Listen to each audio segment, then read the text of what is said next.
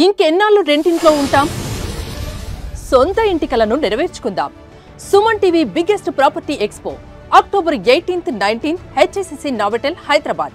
ఇప్పుడే free entry కోసం call చేయండి.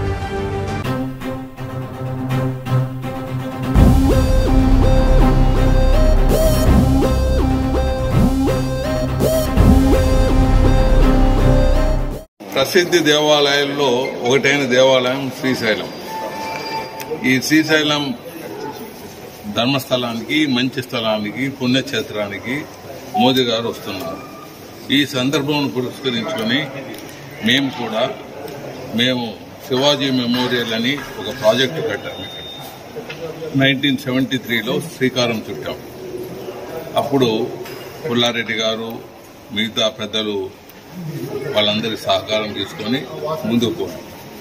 ఎండివై రామమూర్తి గారు, ఇప్పుడు నాగేశ్వరరావు గారు ఉన్నారు. వీళ్ళందరూ అప్పుడు మాతో సహకరించారు.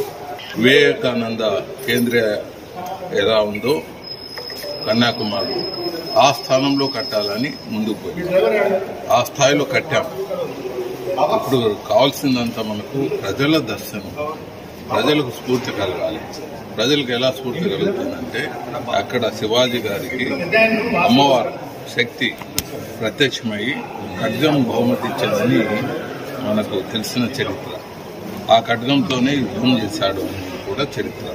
మరి అలాంటి ఆయన ధ్యానంలో పోయి అమ్మని ప్రసవించుకొని ఆ కార్యక్రమాన్ని పూర్తి చేసుకున్నాం.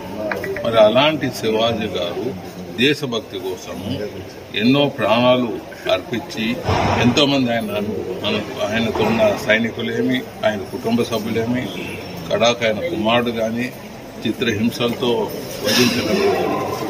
అలాంటి దేశభక్తుని గురించి ప్రజలు తెలుసుకోవాలంటే శివాజీ మెమోరియల్ రావాలి. శివాజీ మెమోరియల్కి వచ్చినప్పుడు వాళ్ళకు ఆ స్ఫూర్తి కలుగుతుంది. దేశం మీద భక్తి లేని వారు కూడా దేశభక్తి కలుగుతుందని తెలియజేస్తున్నారు. ఇలాంటి మహనీయుల్ని చరిత్ర చూస్తే తప్ప చాలా మందికి చరిత్ర అర్థం కాదని తెలుసుకుంటాం. సో అలా అర్థం కావాలని తెలియజేసేదానికి ఈ శివాజీ స్ఫూర్తి కేంద్రం పెట్టాం. అంతేకాకుండా శివాజీ మెమోరియల్ తరఫున మేము ఎన్నో మంచి కార్యక్రమాలు అంటే ట్రైబల్ ఏరియాలో సేవలు, మెడికల్ ఎయిడ్, లేకపోతే టెంపుల్స్ కన్స్ట్రక్షన్, ఇలాంటివి ఎన్నో ట్రైబల్ ఏరియాలో సహాయ సహకారాలు అందించడం జరిగింది. ఇప్పటికీ ప్రచారం శివాజీ ఘనత, శివాజీ యొక్క దేశభక్తి ప్రచారం చేస్తూనే ఉన్నాం. సో ఇక్కడ చీఫ్ మినిస్టర్లు వచ్చారు, ప్రెసిడెంట్ ఆఫ్ ఇండియా వచ్చారు, గవర్నర్లు వచ్చారు. ఇప్పుడు రావాల్సినంత ప్రధానమంత్రి గారు వస్తున్నారు. మా పిలుపు మేరకు, మా కోరిక మేరకు వస్తున్నారు. తప్పకుండా ఇది జయప్రదంగా దేశానికి ఒక మార్గదర్శనంగా నిలబడి శివాజీ స్ఫూర్తి కేంద్రానికి ప్రజలు కూడా తండోపతండాలుగా వస్తారని ఆశ.